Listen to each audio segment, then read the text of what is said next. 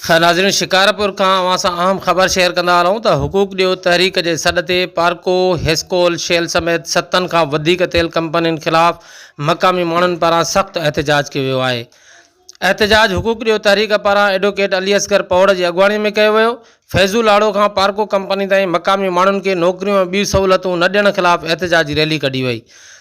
एहतजाजी rally के खिताब कंदे एडवोकेट अली असगर पौड़, वली मोहम्मद पौड़, एहसान जेहो, इमरान मंगी ॿियनि अॻुवाणनि चयो त मक़ामी माण्हू बेरोज़गार लॻा पिया आहिनि, मगर तेल कंपनियूं मक़ामी माण्हुनि खे रोज़गार ॾियण बजाए ॿाहिरनि माण्हुनि खे नौकरियूं ॾियण मसरूफ़ आहिनि, जॾहिं त तेल कंपनियूं मक़ामी माण्हुनि खे नज़रअंदाज करे रहियूं आहिनि।